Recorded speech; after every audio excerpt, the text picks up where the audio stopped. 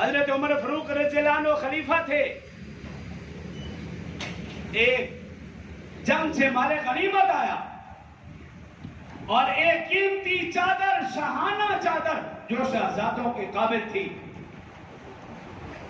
جب مال غنیمت کی تقسیم کا وقت آیا اور دوران تقسیم جب وہ چادر حضرت عمر رضی اللہ عنہ نے اٹھائی، عبداللہ بن عمر بھی بیٹھے، حضرت حسین رضی اللہ عنہ میں بیٹھے، عبداللہ بن عمر کی نظر پڑی، فوراً سمجھ یہ بھی شہزادہ تو میں ہوں، امیر المؤمنین کا بیٹا تو میں ہوں، یقیناً ضرور بھی ضرور اس چادر کا، اس شاہانہ چادر کا حقدار بھی میں ہوں. لیکن حضرت عمر رضی اللہ عنہ نے مجمع میں دیکھا حضرت حسین رضی اللہ عنہ تشریف فرما ہے. حضرت عمر رضی اللہ عنہ خود حضرت حسین رضی اللہ عنہ کی خدمت اقدس میں حاضر ہوئے.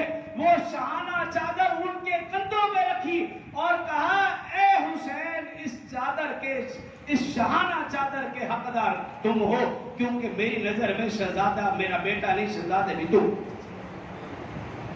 یہ ان میں تعلق تھا. اور پھر دیکھیے حضرت عمر رضی اللہ عنہ نے جب وظیفہ مقرر کیے، اپنا بیٹا عبداللہ بن عمر جو کہ بدری صحابہ میں سے تھا، اس کا وظیفہ مقرر کیا 500 درہم،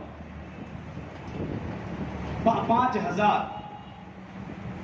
لیکن جب حضرت حسین رضی اللہ عنہ کا وظیفہ مقرر کیا، ان کا وظیفہ بدری صحابہ کے برابر 5500 درہم مقرر کیا.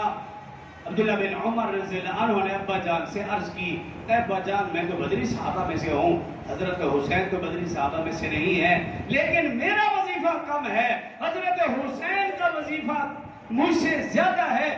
حضرت عمر رضی اللہ عنہ نے کہا اس لیے کہ تو میرا بیٹا ہے اور حضرت حسین علی کا بیٹا اور رسول اللہ صلی اللہ علیہ وسلم کا نواسا ہے، اس کی عظمت و فضیلت تجھ سے زیادہ ہے، اس لیے میں نے اس کا وظیفہ زیادہ مقرر کیا. اور اس سے